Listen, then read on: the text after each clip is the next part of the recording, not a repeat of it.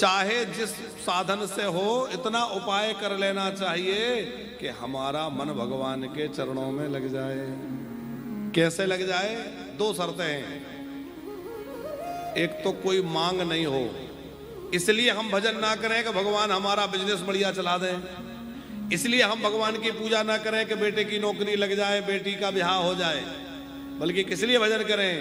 भगवान हमारे हैं, हमारा कर्तव्य भगवान का भजन करना है, ये समझ के भजन करें, केवल मतलब से नहीं।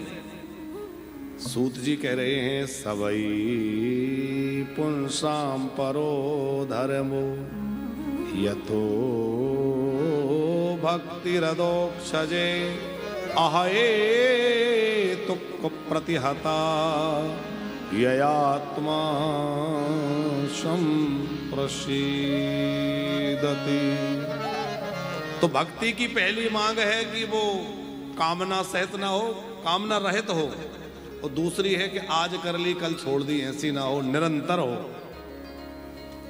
सब धर्मों का, यज्ञों का, अनुष्ठानों का फल है भगवान में मन लग जाना, भगवान से प्रेम हो जाना। धर्मानुष्ठितः पुंसाम विश्वक्सेन कथा सुया नोदपाद्यदर्तिं श्रमएवैहि केवलम्। फिर कहा मैं तुम्हें श्रीमद् भागवत सुनाता हूं। सोनक जी ने पूछा भागवत की रचना वेद व्यास जी ने किस कालखंड में किस प्रयोजन से की? तो सुनाया द्वापर के समाप्ति में पराशर ऋषि के यहाँ भगवान वेद व्यास के रूप में प्रकट हुए और भगवान ने वेद व्यास के रूप में पहले वेदों के विभाग किए, फिर महाभारत की रचना की, पुराणों की रचना की। और मन में कुछ अप्रसन्नता, खिन्नता, अपूर्णता थी तो नारद जी पधारे। नारद जी ने अपने पिछले जन्म का पूरा वृतांत सुनाया। देखो मैं तो दासी पुत्र था, भगवत चरित्र का प्रभाव, संतों के संग का प्रभाव, आज मैं देवऋषि नारद बन गया। नारद जी ने 4 श्लोकों में श्रीमद् भागवत वेदव्यास को दी। उन्हीं 4 श्लोकों का विस्तार करके वेदव्यास ने 18,000 श्लोकों की संहिता तैयार की और अपने पुत्र सुखदेव जी को दी। फिर वही सुखदेव जी ने समय आने पर राजा परीक्षित को सुनाई। कब सुनाई? पहले परीक्षित के जन्म की कथा सुनाई। बोले महाभारत का जब युद्ध पूरा हो गया, अश्वत्थामा अपने घायल दुर्योधन मित्र की इच्छा पूरी करने के लिए पांडवों को मारने गया और पांडवों के शिविर में पांडव नहीं, पांडव पुत्र सोए हुए थे। उन 5 बच्चों की हत्या करके उनके मस्तक काट के ले आया। कृतवर्मा आदि ने बड़ा तांडव मचाया वहां और उसके बाद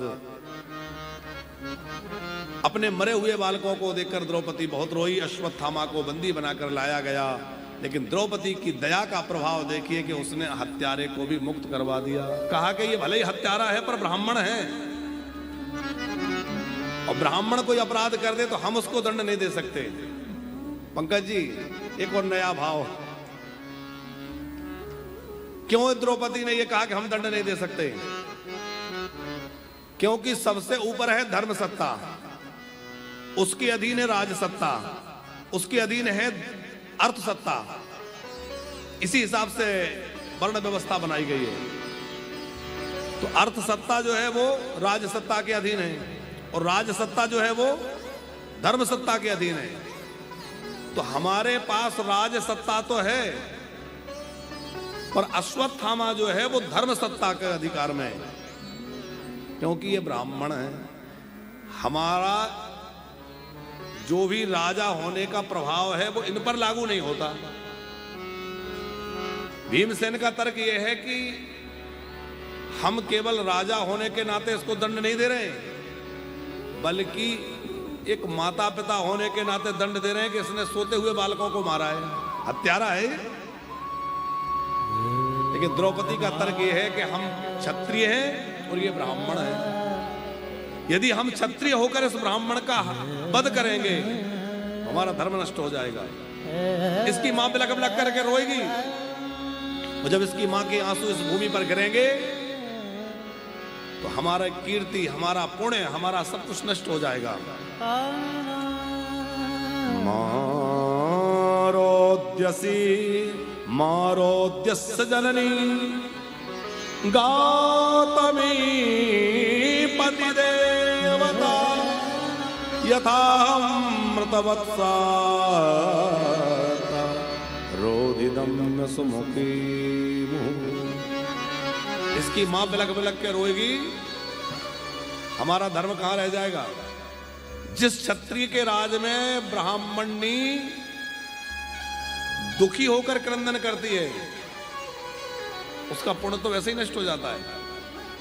तो हमें इनकी मां को नहीं रुलाना, ये ब्राह्मण है, ऐसी ब्रह्मनिष्ठा है। कितनी गहरी निष्ठा द्रौपदी के अंदर होगी। आखिर में अपमानित करके अश्वत्थामा को निकाला, उसने बदला लेने के लिए ब्रह्मास्त्र छोड़ा 5 पांडवों को मारने के लिए और उत्तरा का गर्भ नष्ट करने के लिए। पर जिसकी रक्षा साक्षात भगवान करने वाले हों उसको कोई मार सकता है। भगवान ने पांडवों की रक्षा करी और उत्तरा के पुकार सुनकर उत्तरा के गर्भ में गए और उत्तरा के गर्भ की रक्षा भगवान ने करी। गर्भ में जो बालक है वो बाद में परीक्षित रूप से विख्यात हुए, परीक्षित के नाम से, उनकी रक्षा करी। फिर भगवान द्वारिका जाने की तैयारी में थे। कुंती माता ने बड़े भाव भरी भगवान की स्तुति करी है। नमस्ते पुरुषम नमस्ये पुरुषम त्वाद्यम ईश्वरम प्रकृति परम अलिक्षम सर्वभूतानाम अंतर बहिर्वस्थिताम। हे भगवान नमस्ते, मैं आपको नमस्कार कर रही हूं। किसको नमस्कार? अपने भतीजे को नहीं, पुरुषम जो परम पुरुष है। पुरीम शेयते सा पुरुषः, सारी इन पुरियों में ये 84 लाख योनियां ये पुरी हैं और इन पुरियों के अंदर जो विद्यमान है वह परमेश्वर ही, वह परम पुरुष है। मैं उस परम पुरुष को प्रणाम करती हूं जो ईश्वर है, जो प्रकृति से परे है, प्रकृति के अधीन नहीं है, प्रकृति जिसके अधीन है। अलिक्षम सर्वभूतानाम, समस्त भूतों में निवास करने वाला है। भूत माने होता है जीवात्मा, भूत मतलब भूत प्रेत नहीं, भूत माने जीवात्मा, जीव, समस्त जीवों को भूत कहा गया है। अलिक्षम सर्वभूतानाम अंतर बहिर्वस्थिताम, आप ही अंदर रहते हैं, आप ही बाहर रहते हैं, पर आपने माया का पर्दा डाल रखा है। कृष्णाय वासुदेवाय देवकी नंदनाय च नंद गोप कुमाराय गोविंदाय नमो नमः। कुंती माता ने ऐसी भाव भरी स्तुति करी, भगवान आप कृष्ण हैं, वासुदेव हैं, देवकी नंदन है, ये बात तो सत्य है, पर आप इन सबसे परे परमात्मा हैं। और भगवान की बाल लीलाओं का स्मरण कुंती ने किया, क्योंकि कुंती जी अपने भैया वसुदेव जी से मिलने आती थी मथुरा में। देवकी वसुदेव रोते रोते अपने लाला को याद करते थे।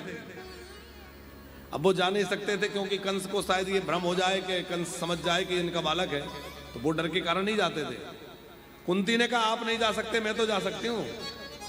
तो कुंती जाती थी गोपी का रूप बना के और पूरा दिन जो है लाला की लीलाओं का दर्शन करती और सारी लीलाओं का आकर के देवकी वसुदेव के सामने गायन करती। आज लाला ने मटकी फोड़ी, आज लाला ने ये लीला करी, तो देवकी वसुदेव सुन सुन करके बड़े प्रसन्न होते। तो उन बाल लीलाओं का दर्शन कुंती ने किया है, इसलिए उनका स्मरण करते हुए कह रही है नंद गोप कुमाराय गोविंदाय नमो नमः। यथा हृषिकेश खलेन देवकी कंसे निरुद्धाते चिरम सुचार पिता विमोचिता हम च सहात्मजा विभो त्वयि बनाते निमुहुर्विपद्गणा। हे भगवान, आपने मेरे ऊपर तो ऐसी कृपा कर रखी है जो अपनी खास माता देवकी पर नहीं की, क्योंकि आपने कंस से देवकी को तो बचाया, पर कंस से देवकी के पुत्रों की रक्षा नहीं करी। पर आपने मेरी रक्षा तो करी ही, मेरे 5 पुत्रों की रक्षा भी, चाहे वो लाक्षागृह हो, चाहे भीमसेन को विष भरे लड्डू खिलाने का प्रसंग हो, चाहे दूत क्रीड़ा हो, चाहे वनवास हो, चाहे अज्ञातवास हो, चाहे महाभारत का युद्ध हो। विषान महाग्ने पुरुषा दर्शन असत सभाया वनवास कृक्षय। हर जगह मेरी रक्षा करिए। हे भगवान, अब तो आप कृपा करके ऐसा आशीर्वाद दो कि मेरे जीवन में पग पग पे संकट आते रहें। क्यों? बोले जब जब विपत्ति आती है तब तब आपकी बहुत याद आती है, संपत्ति आती है तो आप दूर हो जाते हैं। ऐसी संपत्ति का क्या करूंगी जिसमें आप भूल जाएं, आपसे दूर हो जाएं। अत विश्वेश विश्वात्मन विश्वमूर्ते सुकेशु में। हे भगवान, आप विश्वमूर्ति हैं, विश्वात्मा हैं, सब में आप ही आप हैं। तो आप कृपा करके मेरे परिवार से मेरा स्नेह छुड़ा दीजिए। स्त्रियों का स्नेह मायके और ससुराल दोनों पक्षों में बंधा रहता है। ये मेरा मायका है, अपना घर तो अपना है ही, मायके में ही बना रहता है। तो स्नेह पास मिमम चिंदी दृढ़म पांडु सुवृषणीषु। पांडु वंशियों में और वृषणी वंशियों में दोनों में मेरा स्नेह है, आप दोनों से मुक्त कर दीजिए। देखो, लोग कहते हैं हे भगवान, मुझसे मेरा परिवार ना छूट जाए, मुझे मेरा परिवार छोड़ ना दे। कुंती क्या कह रही है? भगवान, मुझसे मेरा परिवार छुड़ा दो, मेरा परिवार मुझे छोड़ दे, मैं परिवार से मुक्त हो जाऊं। भगवान ने जब कुंती की इतनी भावपूर्ण स्तुति सुनी तो भगवान को एक और भक्त की याद आ गई। किसकी? पितामह भीष्म, जो बाणों की सैया पर लेते हैं, जो उत्तरायण भगवान की प्रतीक्षा कर रहे हैं। वहां भगवान पहुंचे हैं और श्री कृष्ण के पहुंचते ही बड़े बड़े महापुरुष वहां पहुंचे। और पर्वतो नारदो धौम्यो भगवान वादरायण। पितामह भीष्म ने बड़ी प्यारी भगवान की स्तुति करी। पहले तो पितामह भीष्म ने युधिष्ठिर को उपदेश दिए हैं और फिर 11 श्लोकों में भीष्म जी ने भगवान की स्तुति करी। इतिमति रूप कल्पिता वितृष्णा भगवती सात्वत पुंगवे विभुम्नि सुसुकुमुपगते क्वचिद्वहरतुम प्रकृति मुपेयुषेद भव प्रवाह।